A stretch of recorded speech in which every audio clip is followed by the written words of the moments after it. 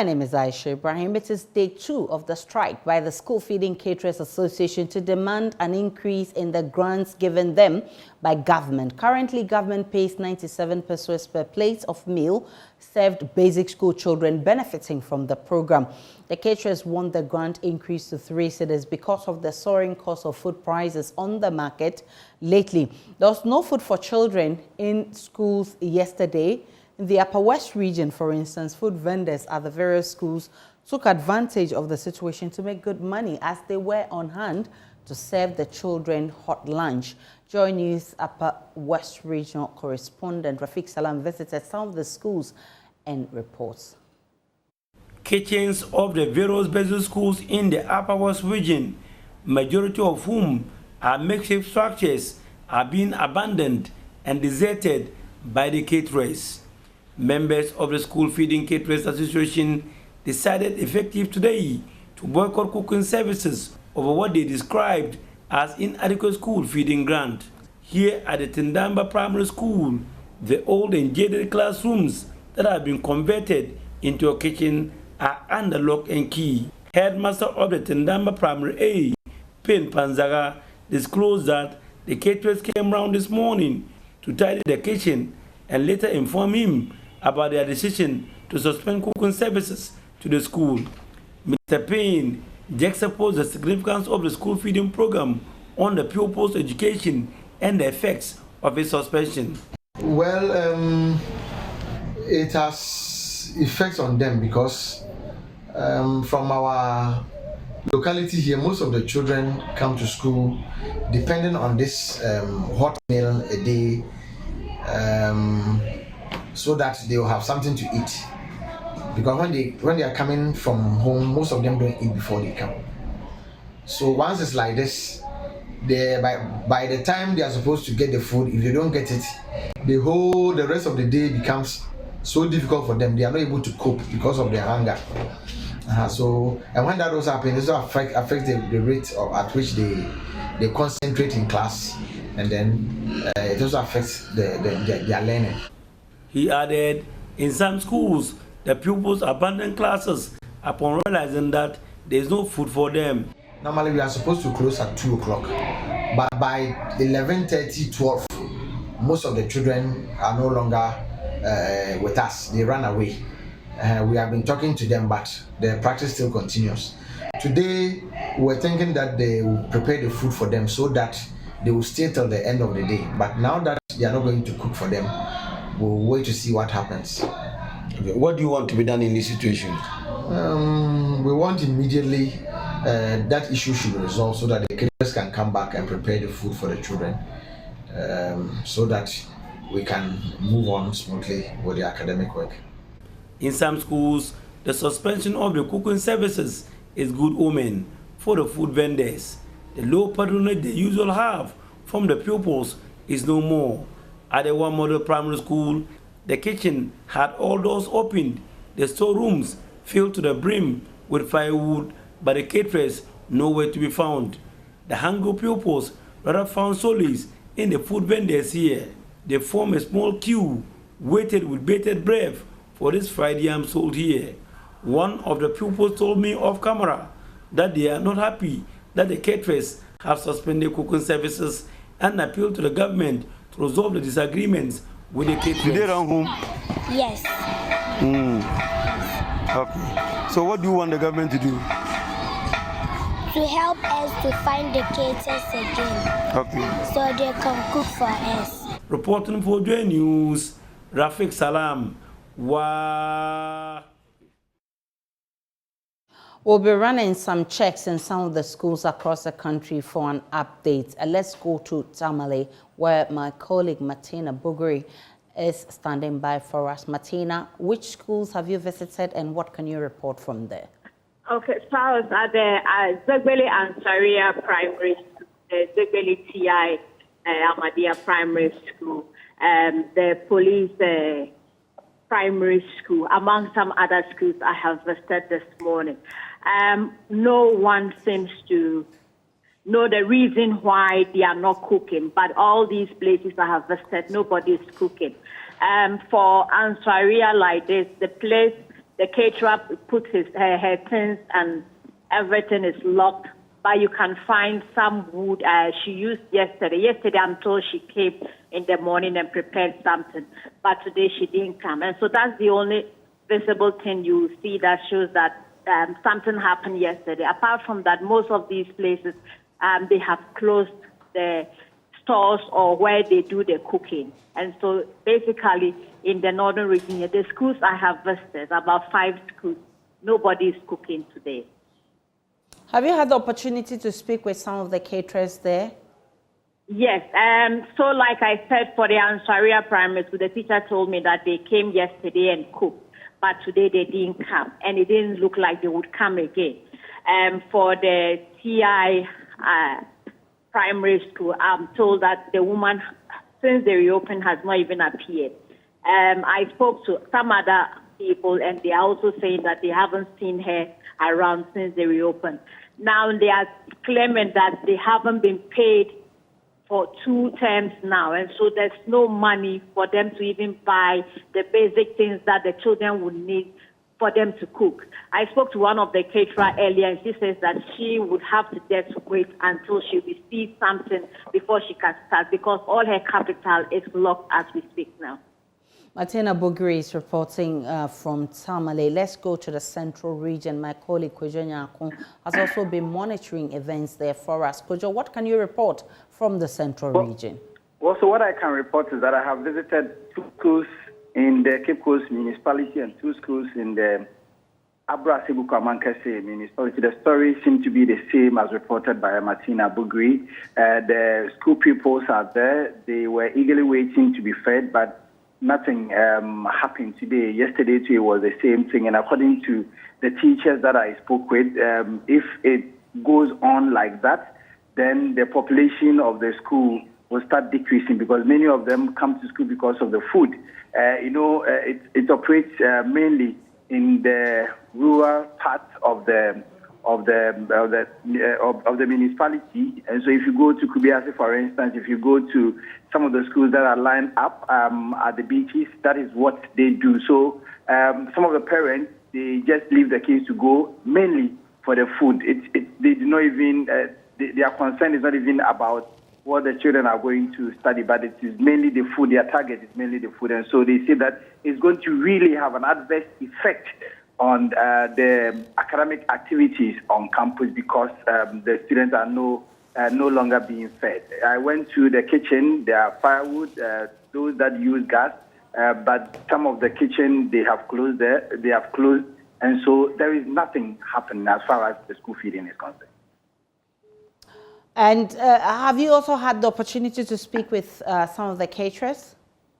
Well, so according to the caterers, they've been lamenting. They've been calling on authorities to do something about it. What they were feeding on was not enough, the 97 pesos, and so they've been appealing to them, but they seem not to heed to their appeals. But they say that the current economic conditions are such that they can no longer continue, because they are in debt for some months now. They are yet to pay them, and so they cannot continue like that. Their bankers are on their neck, and so their arrest ought to be given them, and then they should settle down and then settle on an appreciable amount that would be used to feed the kids. Kojo Nyako is our correspondent in the central region. We've been joined by Siba Alpha. He's the PRO of the School Feeding Secretariat. I'm grateful for your time, Mr. Alpha. Before the meeting yesterday, you assured us of a positive outcome. Now, what assurances have you been giving to the caterers at the meeting? Mr. Alpha? All right, we lost Siba Alpha, who is PRO of the School Feeding Secretariat. We'll try and get him back to tell us the outcome of yesterday's meeting. And to Nkranza, the Ahafo Regional Security Council is expected to meet today over the alleged police killing of a 28-year-old trader allegedly killed by police. Residents allege Albert Akwesi Donko, a second-hand shoe seller and digital satellite television installer, died in police custody after being wrongly picked up by police on alleged robbery charges. The decision by the police to keep the family in the dark 3 weeks after the killing of their relative appeared to have broken the camel's back, angering residents and the family who are planning a series of demonstrations. Ohim reports on the story that broke the heart of many residents of Nkranza. A mother withers in pain as she recounts her last moments with one of her sons who was picked up in an ungodly hour by police. The 28-year-old second-hand shoe dealer and a digital satellite installer was bundled into an unregistered private car on suspicion of being an armed robber. That was the last time the mother will be setting her eyes on the man who has been providing the needs of the family.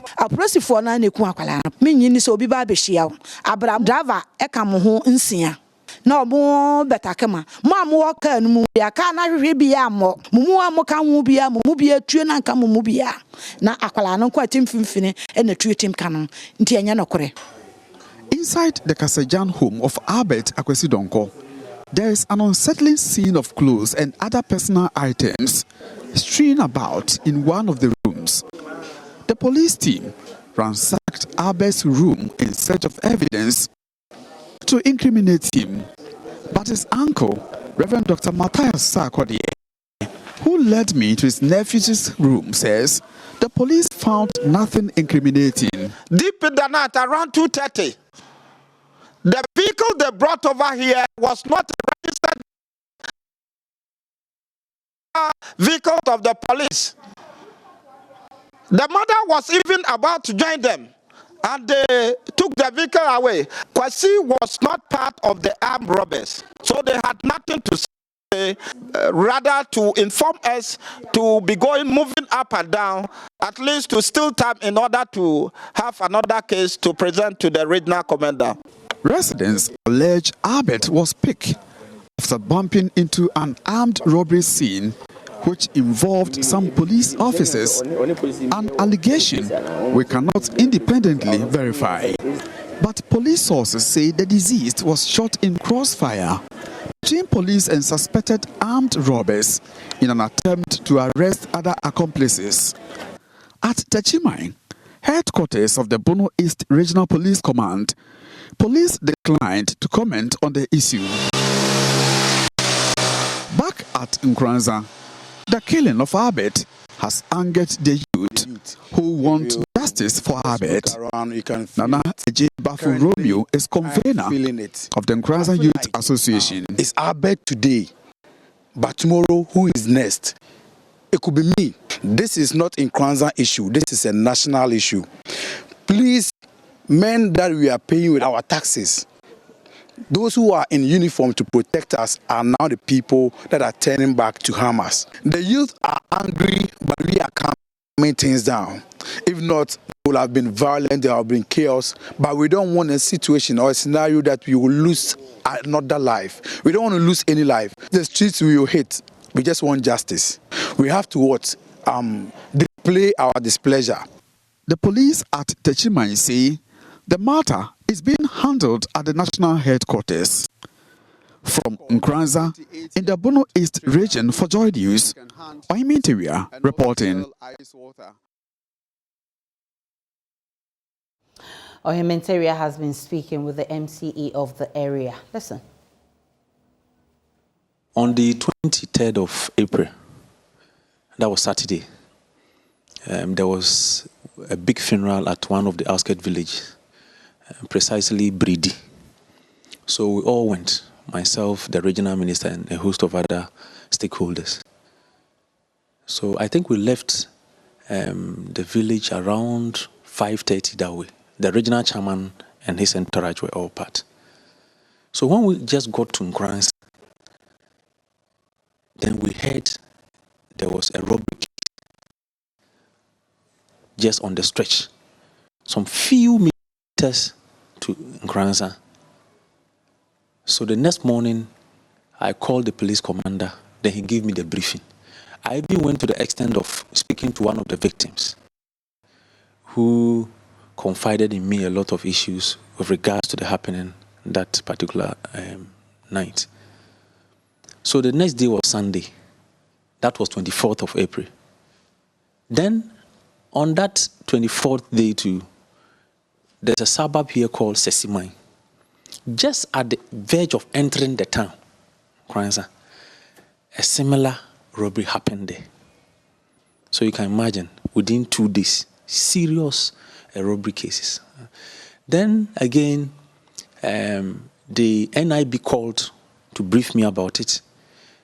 The police commander, the municipal police commander, I called to ask him about it.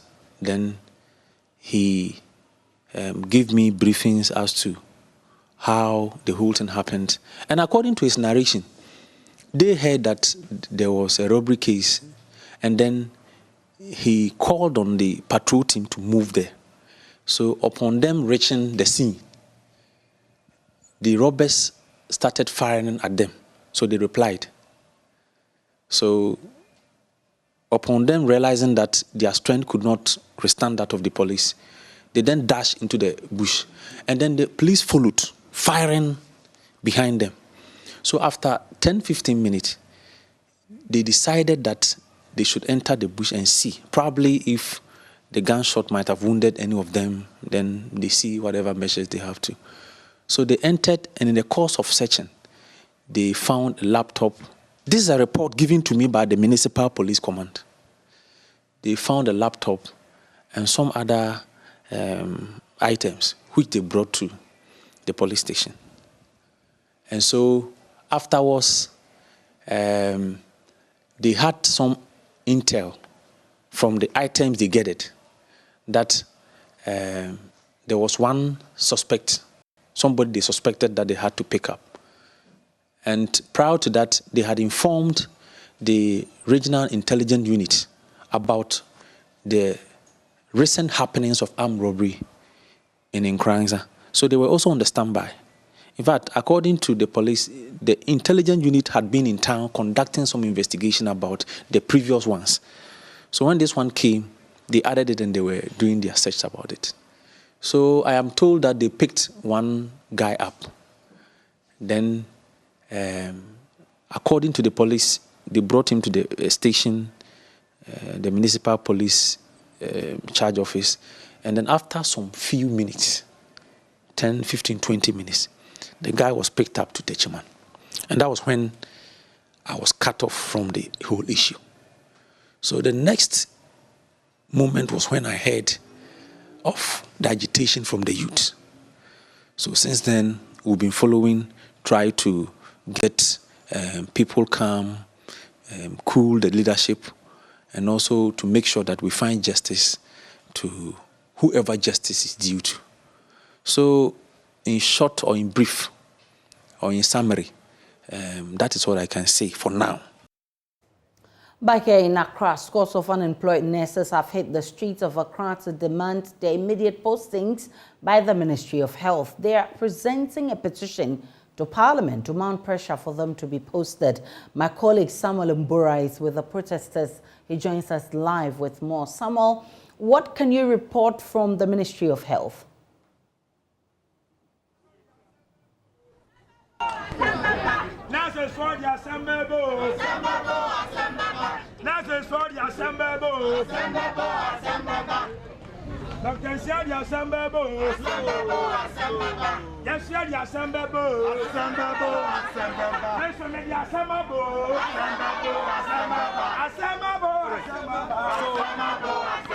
Nurses that have not been employed for a couple of years now, Asha, they are asking that the ministry should immediately employ them because they can no longer live or survive for the fact that they are not employed.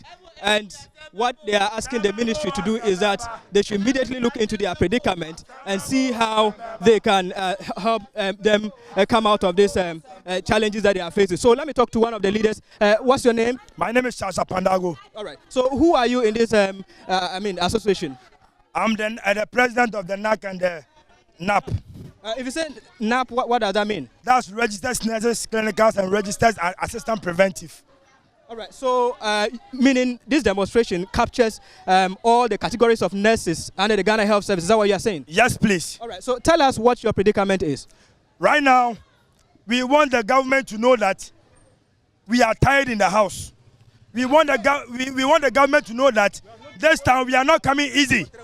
What we are doing is that right now, he must post us by force, either he like it or not, because we have suffered a lot in the house. Our mothers are crying. Our mothers didn't even have. They try as much as possible to pay our school fees for a good 2 years and 3 years, and we are still in the house. For how long have you stayed at home? Almost 3 years. 3 years. 3 good years. And what has been the correspondence between you and the ministry? Anytime you write a letter to them, they will ask us to come back. We sit with them, we talk. They assure us and okay, next week, soon, next week, we should wait. We are on board, we are doing meetings, we are doing this. Every day, about getting 3 years like that. Can you tell us the numerical strength of the nurses that are unemployed since 2019, as you say? How many are you? Oh, my brother, I can't even count. 10,700 plus. 10,700 plus. Plus, oh, plus. So how have you been surviving all this while? In fact, it has not been easy. It is our mothers and our fathers and our grandmothers and friends that we are feeding from them. You understand? We have nothing to do because when you go, they know that you have a certificate. Even the private nurses, the private hospitals, if you want to go there, they know that you are a government assistant. So when they employ you and they post you, you leave. So they will never take you. Am I going? Now we are selling pure water. We are selling tomatoes. In fact, my brother. So you have diploma nurses and degree nurses, right? Yes, please. So your juniors, I understand, have been posted. Why is it the case that your situation is different? That is what I'm surprised, because they don't have their clearance. They don't have their clearance yet. Why? How come they are posted? It means they paid money somewhere. So in this case, even do you have facts to buttress your allegation that they paid money? Yes. What are the facts? What are the facts? We have the facts. We even have the facts on our phones. Yes. That they have paid money. Yes. Paid money to who? To the respective person they went to. At the Ministry of Health? Yes. Because how come they get posted and we the 2020 people have got posted and we the 2019 people have not booked? So those who completed in 2020, 2021 have been posted, or is just 2021 alone? Yes, most of them. You understand? Not all of them, but those who were having money, pay to the ministry, and then they have posted them and they are working. Do you have an ultimatum for the ministry if they don't listen to you? Yes, we have a lot, but we don't want to say everything here. We want to go there for them to tell us what they have to tell us. If they don't tell us anything from today, within a week, they will see us more than even this. What will you do? What can you do? It's in mind. We can't voice it now. But when they first to post us, that is why they will see that we are very serious for now. All right, so we have arrived at the Ministry of Health. They are coming to present their petition, and they are under the full guard of the Ghana police here. So security is very tight here, and they now need access into the ministry's premises. But you heard them. On their placards, they are reading, post us now. They say 2019 referral badge, we need for clearance now. They are talking about clear us and post us now. So these are some of the demands that they are making, and asking that the Ministry of Health should immediately listen to them, because they can no longer survive under the current situation in the country. They are not relying on their parents. They are relying on friends to be able to survive. We'll try and talk to the Ghana Police Service to find out from them. Hello, sir. Are you able to tell us the security arrangements so far as this is concerned?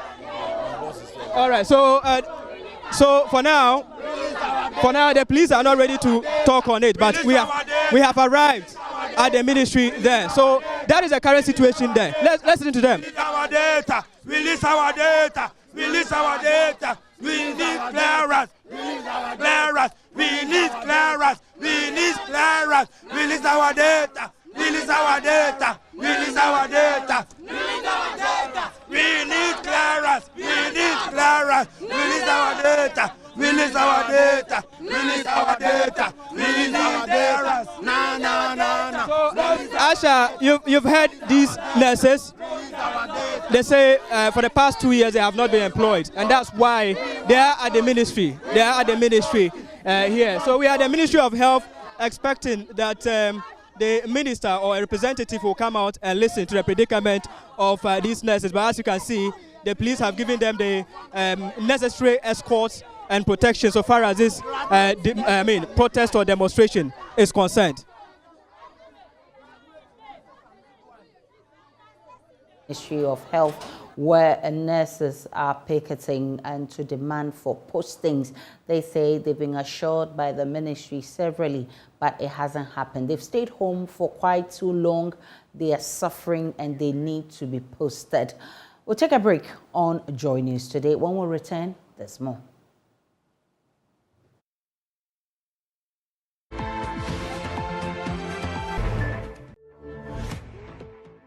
Welcome back to Joy News Desk, and we can go back to the Ministry of Health, where nurses are picketing. They're currently presenting their petition and they're demanding that they be posted. They've already presented their first petition.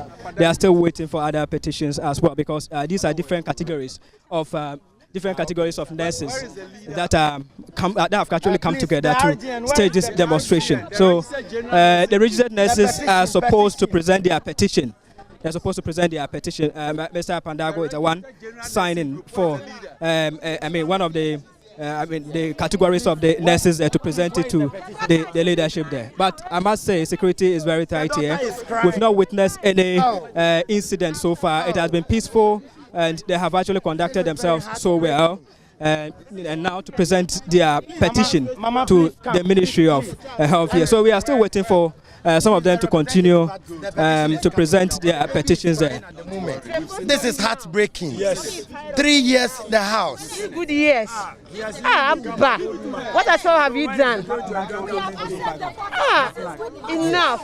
Over and over and over. It's been soon. And their soon is not soon in.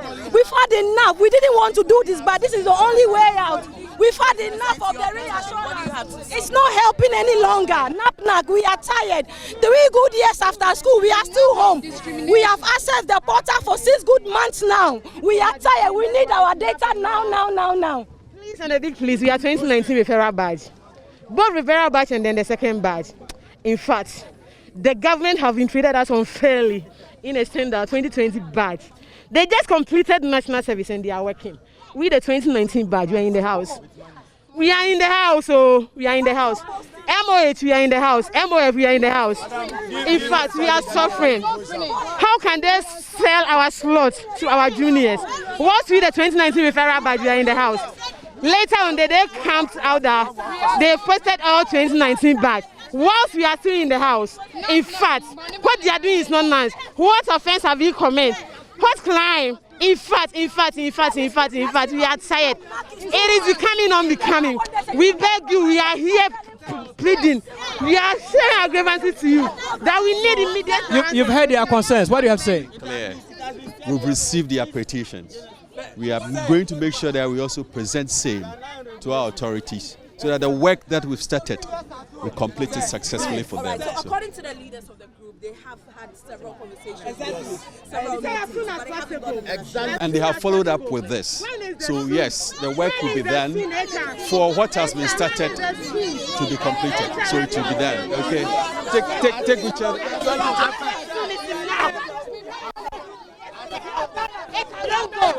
That is the HR here at the Ministry of Health, assuring that they will address their challenges. The HR at the human resource manager at the Ministry of Health, assuring them that their predicament will be addressed. So that is the situation here, but the nurses are not quite happy. They say the promises have been too many, and they think that by now action should have been expedited. They are also making some claims that their juniors have been posted, leaving them behind. A reason they are so much peeved about the situation. So that is the situation here, and after receiving the petition, we do expect that they will be dispersing from here. So for now, they are now going to disperse them to go back to their various locations, and you heard the police addressing them now. We protect you to march through the streets to this place to present your petition. We have done that. You also promised us a peaceful demonstration. At this point, we think we have both made our points. We have presented the petition. The authorities will attend to it. There's no response, at least. You should have told us something. Yes. Listen, but the shouting will not give the response. Yes, so hold. It is not satisfying. The answers they are giving us is not satisfying. So it means that today we are here purposely for the clearance and postings respectively. And as a matter of fact, our agenda here, he has not tackled that. We couldn't have the opportunity to meet Dr. Sabre, the director HR. So that means that you are going against the words of your leaders. Their promise is peaceful. It is a peaceful. We are the same leaders, and we are saying that no, it is very peaceful. Now, what we are saying is that the response. So there's a bit of misunderstanding here. What the nurses are demanding is that they expect that doctor. Samuel Mbura there with that report from the Ministry of Health, and you could see in the nurses who are demanding that the ministry post them, and they say they've not gotten the right responses they're looking from the authorities, and so they are protesting. We'll still bring you more of this in our subsequent bulletins. Now, utility consumers have been pouring out their anger over demands for an upward review of tariffs. The Electricity Company of Ghana, for example, has requested for a 148% increase in tariffs. Together with Netco, Gridco, VRA, and the Ghana Water Company, they've been explaining why they need more in tariff charges. At the first of a series of engagements to determine new tariffs, consumers representing different worker groups say utility providers haven't done enough to warrant an increase. Justice Beidou has more. Tella Efua Edu has come to this meeting with a story. When I first heard that ECG, right, want to increase their prices, I was like, hey, how are we going to cope with this? And some people outside there are duping. They are robbing governments. And they are not doing their work well. And they are still coming to increase it again. Then we are going to die. She's here representing the Association of Beauticians in Ghana. She runs a shop in the Accra suburb of Kwabenya. She says she was charged more than 16,000 in electricity cost in only 1 month, and had her power cut by the Electricity Company of Ghana. Even though she claims to have paid more than 6,000 to recover her debt, she says ECG officials didn't record what she had paid, and it was only when she went to confront officers at the company's Kwabenya office that she discovered that all her payment hadn't reflected in the company's system. I've paid the money, but the money that I've been paying, I paid it every month 2,000. But do you know what? They separate it. Like today, I paid 2,000, but they're written 150, 200, 300. Meanwhile, I didn't pay it like that. I paid it in bulk. My suspicion that they are thieves. Sometimes I don't know why they come here to ask for tariff adjustment when your operational expense continuously increases. But Stella's story is similar to what many have been sharing at the engagement today. A lot of it going to show the inefficiencies in the delivery of utility in Ghana. So why don't you plow back the profit you are realizing in improving services than rather coming to the Ghanaian to ask the Ghanaian for further adjustment upwards? However, we from COPEC also know that the state funds some of you, because whatever I buy fuel, I pay 56 pesos per litre for state-owned entities in the energy sector. And I think even your report also states that, the SIGA report states that aside your operational revenue, you realize government also gave you some money in 2020. So I buy air support and I'm also one after the other, the utility providers lined up to explain why they needed more in tariffs. The Volta River Authority, the Ghana Water Company, the Ghana Grid Company, and the Northern Electricity Distribution Company all showed up to make a case for themselves. We have implementation challenges, and in addition, we need to buy expensive meters that can mimic the tariff. Ghana Water, we are one company doing production which you can call generation. We are doing evacuation or transmission. We are also distributing. And already, if you can weigh the problems of these three energy utilities and compare it to what one company will carry, then you can already begin to understand what we are going through. These things, we get them all the time. They keep on asking for upward adjustment because of operational costs, etc. But they don't look at efficiency, which in effect affect the customers so much. At the end of the day, ask yourself, if you fail to collect what you are supposed to collect and then you are making losses, definitely that cannot be passed on to the consumers. All the accessories that we even use to sew, everything has gone up. And if you increase the price of sewing, it becomes a problem. You don't get people coming to sew. You go to the shop, you sit there, there is no work for you to do. Because if somebody is coming to sew and the cost is so high, the person prefers to go for used clothing to use. So you are in the shop and you don't get any work to do. The PRC says this is only the first of 5 separate engagements that will be happening across the country between now and July, when they are expected to make a decision on whether to accept these new demands for tariff increment. Between now and then, it's going to be a long, pensive wait for utility consumers to make a decision on whether they are going to have to pay more for what they are using now or not. Justice Bailey, Joy News, Legon, Accra. But what exactly is informing the demands by the various utility service providers? Let's share with you extracts of the presentations by the Electricity Company of Ghana and the Ghana Water Company during yesterday's engagement with their consumers. We'll start with ECG, and its objectives for tariff proposals are as follows: full cost recovery tariff, full pass-through of power generation costs, a gradual approach to cost of service allocation within tariffs. And then it's talking about introduction of street light tariffs, recovery of investment costs. Now, there's more that they're looking for: distribution business, and that's supposed to what? Prevailing tariff based on distribution business, which had the asset owner being different from operator. Benchmarks were based on same criteria. Then it talks of the need for change in tariff structure, multiple bands and progressive tariffs, and it explains that its implementation challenges necessitates costly prepaid meters, customer difficulty in understanding bills, deterring to bill payments, this incentive to increase consumption, then cross-subsidization among customer groups.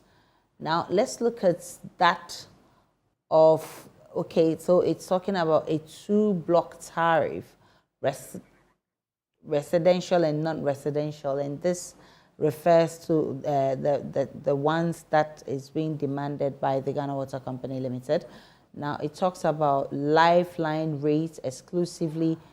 Okay, so this is Electricity Company Limited, and they're demanding 2-block tariff, elimination of cross-subsidization through a gradual approach to achieve cost of service allocation within tariffs. Now, if you talk about the Ghana Water Company Limited, it's talking about the reason for adjustments in tariffs to include currency depreciation and inflation. It's talking about adequacy of tariff, revaluation of Ghana Water Company Limited's assets and corresponding depreciation, debt overhang, payment for land and crop compensation, absorption of cost of meters for new service connections, talking about pollution of water bodies and reclassification of bans for tariff. These are the reasons why they're asking for tariffs, and they've been explaining that to consumers in that first meeting with the consumers there. We'll take a break. on Joy News Desk. When we return, there's business.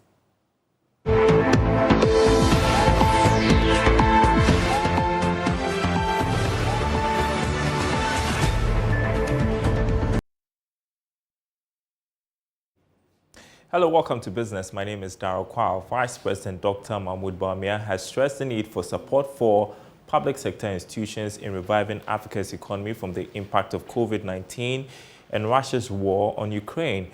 Speaking on behalf of the Vice President at the 3rd Africa Public Sector Conference and Awards, Senior Advisor Professor Kweku Appiah-Edu said the performance of the public sector is critical to the growth of the private sector and the economy as a whole. Here is a report. A number of top public institutions and public servants across Africa, including the Volta River Authority, the Food and Drugs Authority, and other institutions from the continent, were celebrated at the 3rd Africa Public Sector Conference and Awards. According to the Vice President, both public and private sector need each other in order to complete the transformation of the economy. Senior Special Advisor Professor Kweku Appiah-Edu spoke on behalf of the Vice President under the theme, Repositioning Africa's Public Sector for Sustainable Development. The impact of the pandemic on the continent revealed the various system gaps in service delivery in the various public sectors. This led to an informed decision by some heads of state to embark on reforms and new policies to mitigate the shortfalls in the various public sectors. Proficiency through digitalization and swift uninterruptible systems have been amongst justifications for public sector reforms.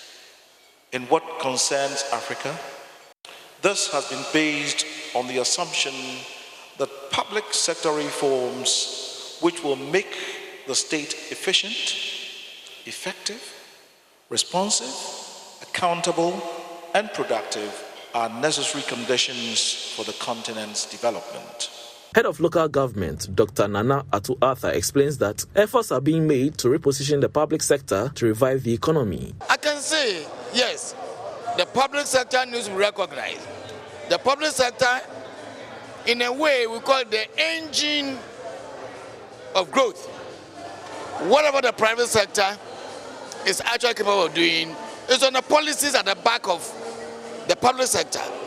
Talk about the civil service. Talk about local government service. That is where the policies all come to the fore, and that the private sector really takes advantage of whatever goes on. Whatever we have seen here today, I'm so happy. We've done so well. Particularly local government service hasn't been recognized as one of the best local government service delivery in Africa. Aside from the Vice President, who received an outstanding award for his key role in digitizing the public sector, other heads of public institutions, senators, were honored.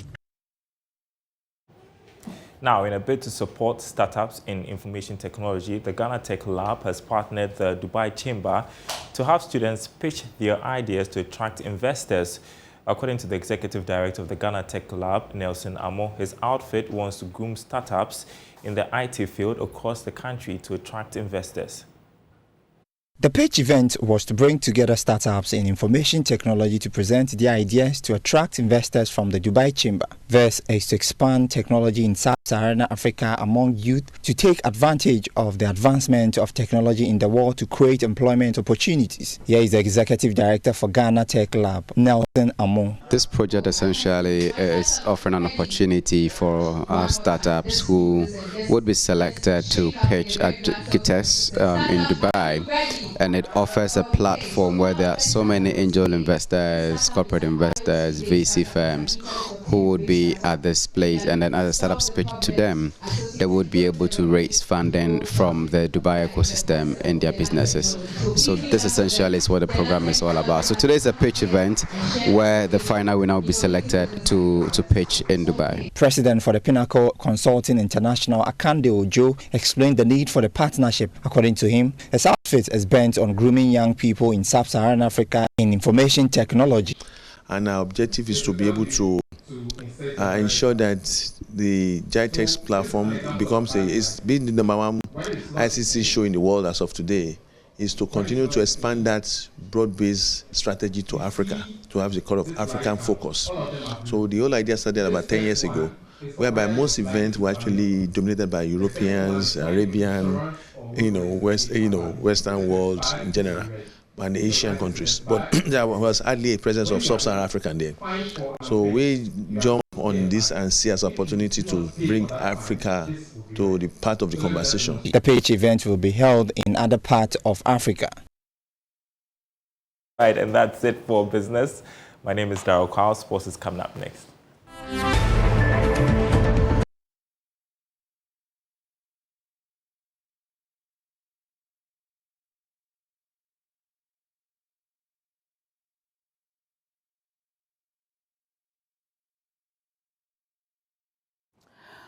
Time now to talk about the National Science and Maths Quiz. No school from the Volta and Oti regions has won the National Science and Maths Quiz trophy since its inception more than 20 years ago. But students of the Anglo SHS, Abo Senior High School and Awudome SHS say they are determined to end the trophy drought this year. And NSMQ torchbearers for the two regions, Kitasco got closer to breaking the chains when it made its last year's finals, and Seko, Awusko and Abosco also qualified on day one of the Volta OT NSMQ regional qualifiers. Maxwell Agbagba has more from home.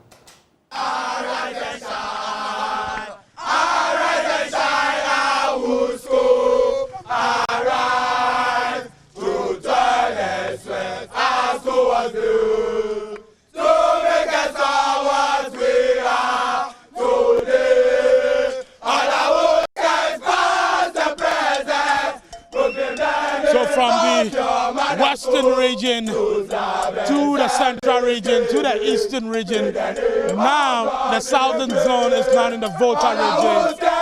And Awudome Senior High School is the first school to qualify from the Volta region for the national championship. Let's speak to some of the students. Oh yeah, we are good, we are good, yeah. We are good, we are happy, we are happy. What should we expect in the national champions? The national champions, we are going to win as we won here. Yes. So we hope for the best. Yes. You're a teacher. Yes. I like words to actually express it. This is a sweet victory. Initially we knew we were going to win. Yes. But in order not to be complacent, we kept our cool. And by God's grace, our hard work paid off. So we're hoping that we replicate the same performance in or better in the subsequent contest, and hopefully we'll meet at the final. So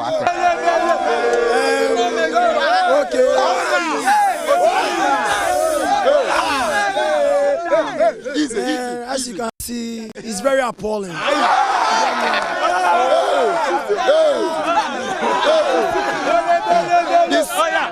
All official listing.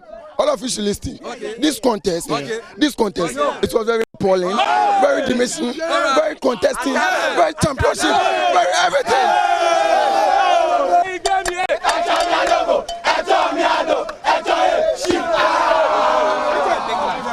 And shine, young patrons of our boys' school. Join us together and lift up the image high above. The good name shall proclaim. Abo Senior High School has qualified for the national championship. They beat Dabala Senior High School, Click on SHS, SHS, and then the SHS to qualify for the national championship. This gentleman here and the guys from Awudome Senior High School are saying that they're going to break the jinx of no Volta region or Uti region school winning the NSMQ trophy. Let's talk to them. Yeah, I can say that confidently that it is time for the Volta region, especially the schools along the coast, to win the trophy this time at the nationals. Are you confident that you can do that this year? Yeah, we are very confident. Okay. So what should we expect? You should expect a school from the Volta region to take the trophy and bring it back home. Okay. Back to back. This is the back to back. You keep it for 3 years. Keep what for 3 years? The trophy for 3 years. 3 consecutive times. 3 consecutive times. Yes. Okay. We beat Prempeh and Presec. We beat Prempeh and Presec. They are coming. On the way. We are coming. And that's how we wrap up News Desk this morning. My name is Aisha Ibrahim. Many thanks for watching. For more news, log on to myjoyonline.com. You'll get updates of all the developing stories. See you at 12.